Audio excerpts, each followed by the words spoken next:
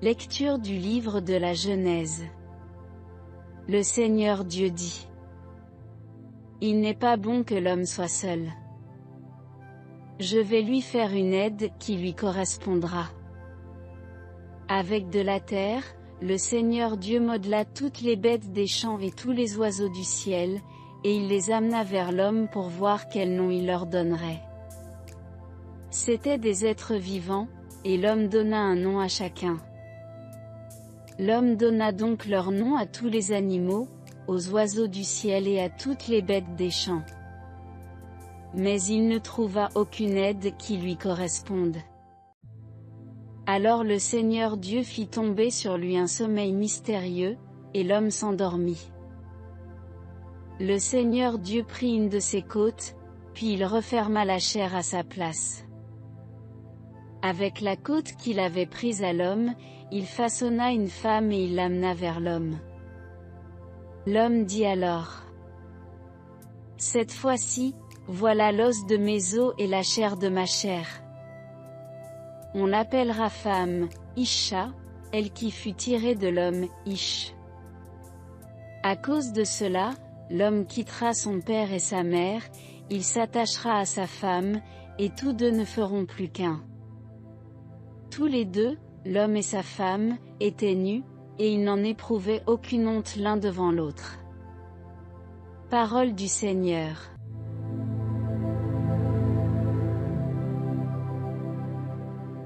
Heureux qui craint le Seigneur et marche selon ses voies.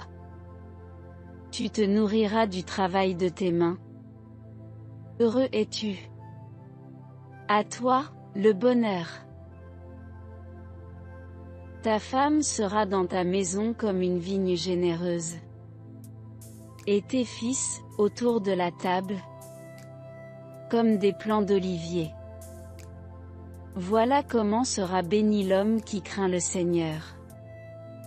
De Sion, que le Seigneur te bénisse. Tu verras le bonheur de Jérusalem tous les jours de ta vie.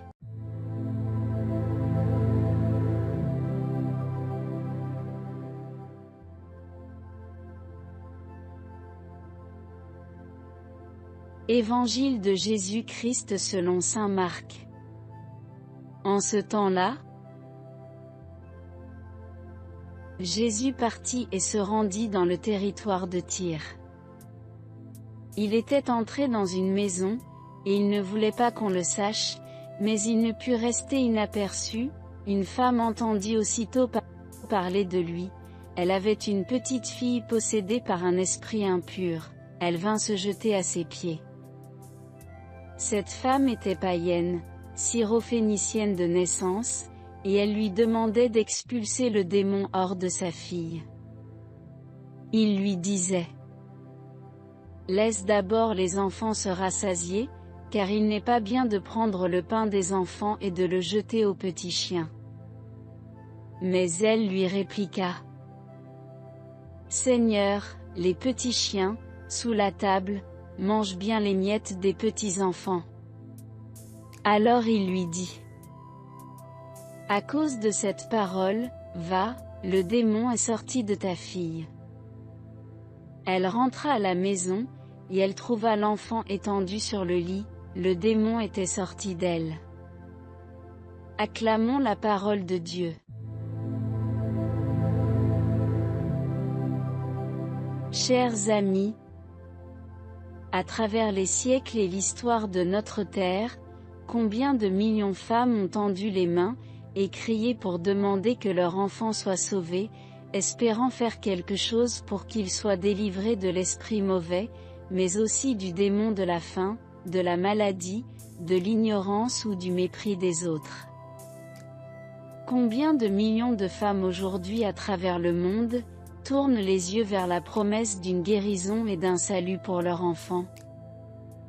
L'évangile de Marc ne met pas en scène cette femme païenne syrophénicienne pour en ajouter une de plus, ou pour nous fournir une figure de mère représentant toutes les autres.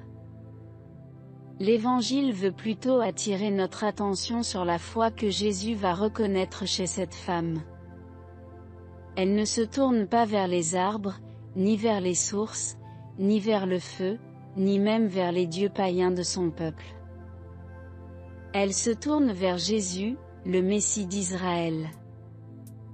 Et c'est vers lui qu'elle vient pour exprimer son attente. Ainsi, cette femme de Syrophénicie n'est pas simplement une figure de mère qui pleure, mais le symbole des femmes qui croient. Elle est l'image de toute cette humanité qui attend quelque chose du Christ. Naturellement, comment ne nous demanderions-nous pas, vers qui vont aujourd'hui se tourner ces femmes qui attendent le salut pour leurs enfants?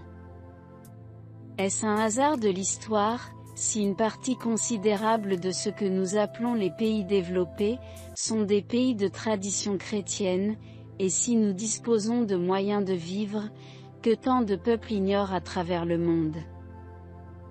Face à ces femmes, ne sommes-nous pas dépositaires d'une promesse, comme Israël était dépositaire de la promesse en face de cette Syrophénicienne? Les appels de ces mères ne nous invitent pas seulement à plus de générosité et à plus d'ouverture de cœur. Ils nous provoquent à un changement structurel, tout comme le récit de la rencontre de Jésus avec cette femme, qui était destinée à enseigner la toute jeune communauté chrétienne, dans sa mission de s'ouvrir aux nations et aux païens. De plus, en entendant ce récit de saint Marc, comment ne pas être sensible au fait que le cri d'amour et d'espérance de cette païenne, fait bouger la représentation même que Jésus se fait de sa mission? Alors que d'emblée, il dit être d'abord envoyé pour répondre à l'attente d'Israël, grâce à cette femme, nous découvrons comment peu à peu, l'annonce de la bonne nouvelle est appelée à passer à l'humanité tout entière. Aujourd'hui, nous qui croyons au Christ et avons reçu ses promesses, nous sommes son corps en ce temps de l'histoire. Comment pourrions-nous ne pas ouvrir les yeux sur l'immense humanité qui se tourne vers ce petit espace du globe où la prospérité s'est développée? Par notre refus, comment pourrions-nous permettre que l'espérance soit déçue, que le cri qui s'adresse à nous ne soit pas entendu? Pourrions-nous repousser ce que Jésus lui-même accueille et accepte?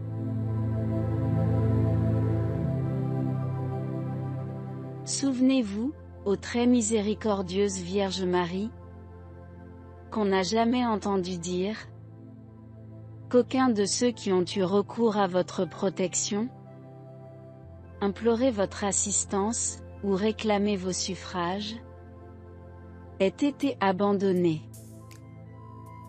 Animé de cette confiance, ô Vierge des Vierges, ô ma mère, je viens vers vous, et gémissant sous le poids de mes péchés, je me prosterne à vos pieds.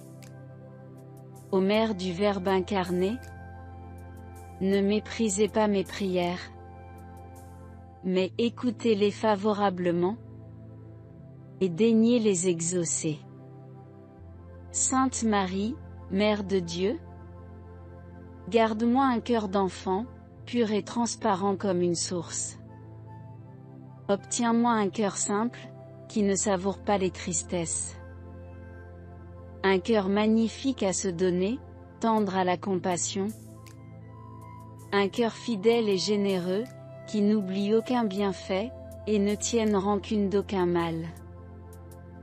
Fais-moi un cœur doux et humble, aimant sans demander de retour, joyeux de s'effacer dans un autre cœur, devant ton divin Fils.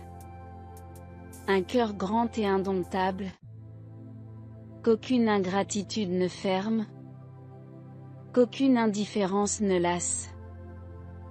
Un cœur tourmenté de la gloire de Jésus-Christ, blessé de son amour, et dont la plaine guérisse qu'au ciel. Amen.